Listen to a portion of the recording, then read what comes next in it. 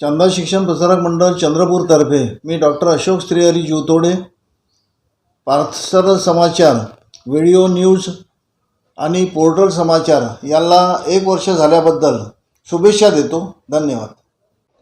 नमस्कार, मैं मिलिंद कोतपलीवार, ये मेरा छोटा भाई सुभाष कोतपलीवार. हम हमारा petrol pump VM Kotpaliwar petrol pump Janata College Chowk Chandrapur इनकी तरफ से पार्थसर समाचार को एक पहले वर्षगांठ के उपलक्ष्य में हार्दिक शुभकामना देते हैं. पार्थसर समाचार ये राजेश भाई नायडू ने 1 साल पहले जो लॉन्च किया था, एक निर्भीड़ और निष्पक्ष पत्रकारिता का एक उत्कृष्ट नमूना है. इसमें किसी भी एक राजकीय दल का इन्होंने कभी समर्थन नहीं किया. जो सही है उसको सही और जो गलत है उसको गलत बताया. आगे भी पार्थसर समाचार काफ़ी प्रगति करेगा, उन्नति करेगा, ये हम शुभकामना करते हैं. और हमारी तरफ से राजेश भाई नायडू और पार्थसर समाचार को बहुत बहुत शुभकामना देते हैं. आप देख रहे हैं पार्थसर समाचार, सत्य परमो धर्म. प्रधानमंत्री नरेंद्र मोदी के नेतृत्व में केंद्रीय वित्त मंत्री निर्मला सीतारमण द्वारा पेश किया गया बजट अगले 25 वर्षों के लिए भारत का प्रतिबिंब है. चंद्रशेखर बावनकुले ने ऐसी प्रतिक्रिया व्यक्त की.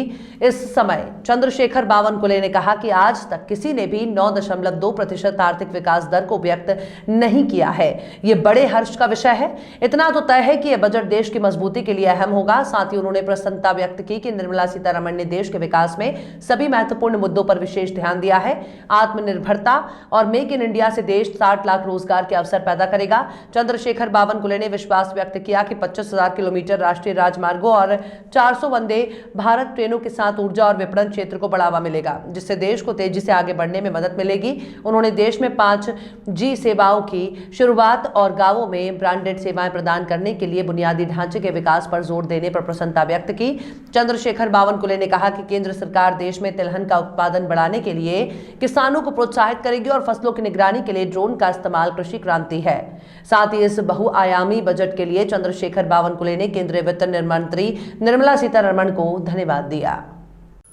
माननीय देशाचे पंतप्रधान नरेंद्र मोदीजी यांच्या नेतृत्वामध्ये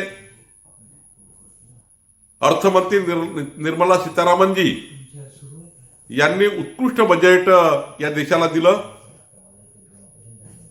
येणाऱ्या 25 वर्षावर या बजेटचं प्रतिबिंब असणार आहे. आज मला असं वाटतं की आतापर्यंतच्या इतिहासामध्ये 9.2% विकासाचा दर हा कुठल्याही सरकारने अपेक्षित केला नाही आणि हा दर पुन्हा प्रत्येक वर्षी वाढत जाणार. जीडीपी ग्रोथ रेटमध्ये या पद्धतीने देशाने क्रांती करणे हे या देशाकरता अत्यंत महत्त्वाचं आहे. संपूर्ण जगामध्ये भारताची अर्थव्यवस्था प्रचंड ताकदीने उभी होणे, आपल्या देशामध्ये आयात कमी करून आत्मनिर्भर भारत निर्माण करण्याच्या योजना या बजेटच्या माध्यमातून दिसत आहेत. आज या बजेटमधनं आधुनिक शेती, आधुनिकीकरणाच्या माध्यमातून विजेवर चालणाऱ्या मोठ्या प्रमाणावर इन्फ्रास्ट्रक्चर, मोटरसायकल, कार्स आणि महाराष्ट्रामध्ये तर अनेक मोठ्या प्रमाणाचे रोडचे प्रकल्प, रस्त्याचे प्रकल्प, रेल्वेचे प्रकल्प, प्रधानमंत्री आवास योजनेचा मोठ्या प्रमाणावर महाराष्ट्राला फायदा, शेतकऱ्याचा MSPचा मोठ्या प्रमाणावर फायदा, पोस्ट ऑफिसच्या सुधारणा, शेतीमध्ये ड्रोनचा वापर, 5Gची संकल्पना, डिजिटल पेमेंटची संकल्पना, अशा अनेक विषयाचा फायदा महाराष्ट्राला होणार आहे. महाराष्ट्राच्या इतिहासामध्ये या बजेटमध्ये जे प्रतिबिंब महाराष्ट्राच्या विकासावर येणार आहे ते प्रचंड मोठं असणार आहे. मला असं वाटतं की अत्यंत दूरगामी परिणाम करणारा, या महाराष्ट्राला सुजलाम सुफलाम करणारा, देशाला सुजलाम सुफलाम करणारा आणि घनकचऱ्याच्या वरनं मोठ्या प्रमाणावर ऊर्जेचे साधन निर्माण करणारा, घनकचरा व्यवस्थापन करणारा आणि या देशामध्ये विकसनशील देश निर्माण करण्याकरता अत्यंत चांगला बजेट माननीय अर्थमंत्र्यांनी दिला। मी तो सर समाचार जो हमारे बचपन के मित्र समझो या छोटे भाई समझो, जिन्होंने अंतर्राष्ट्रीय स्तर पे पहले हैंडबॉल में अपनी एक छवि बनाई है, उन्होंने जो ये न्यूज़ चैनल शुरू किया उसका पहला साल सफलतापूर्वक पूरा होने की खुशी में मैं अपने दिल से उनको हार्दिक शुभकामनाएं देता हूं और काफ़ी तरक्की होगी, ये मेरा पूरा विश्वास। मैं राजू जोशी, सामाजिक कार्यकर्ता, रवि फोटो स्टूडियो का संचालक, राजेश नायडू से और मेरे आज से 25 साल पहले से मेरे संबंध हैं। एक ज़माने में हमने हेलो चंद्रपुर के नाम से चैनल चालू किए थे, उसके अंदर में इन्होंने बहुत अच्छा नाम चंद्रपुर में कमाया था और आज पार्थशर के नाम से उन्होंने नया चैनल उन्होंने खोला हुआ है। लेकिन ये चैनल की विशेषता है, मैं एक फ़ोटोग्राफर होने के नाते मैं कहना चाहता हूँ, क्या राष्ट्रीय लेवल का जो चैनल अपन जो देखते हैं वो लेवल का इनका चैनल है। और राजेश भाई जहाँ जो भी चीज़ के अंदर में हाथ डालते हैं वहाँ पर सोना ही निकालते हैं और मुझे पूरा विश्वास है इनके चैनल के ऊपर में। आज 9 तारीख को इनके चैनल को 1 वर्ष पूर्ण होते जा रहा है। मेरे तरफ से इनको ढेर सारी शुभकामनाएं। नवनिर्वाचित विधान परिषद सदस्य पूर्व ऊर्जा मंत्री और भाजपा नेता चंद्रशेखर बावनकुले ने कहा है कि एडवोकेट सतीश उके द्वारा लगाए गए आरोप पूरी तरह से झूठे और मनगढ़ंत है। हाल के विधानसभा चुनाव में मैंने अपनी संपत्ति की जानकारी दी, लेकिन उके के आरोप लगाया कि मैंने गलत जानकारी दी। उन्होंने कहा कि सभी जानते हैं कि वे किसके कहने पर आरोप लगा रहे हैं, इसलिए मैं सतीश उके के खिलाफ 50 करोड़ रुपए का मानहानि का मुकदमा और आपराधिक मामला दर्ज करूंगा, ऐसा भाजपा नेता चंद्रशेखर बावनकुले ने कहा। विधान परिषदच्या नुकत्याच झालेल्या निवडणुकीमध्ये माझी मालमत्ता किती, माझ्यावर किती गुन्हे दाखल आहेत याबद्दलची सविस्तर माहिती निवडणुकीच्या शपथपत्रात मी दिली आहे।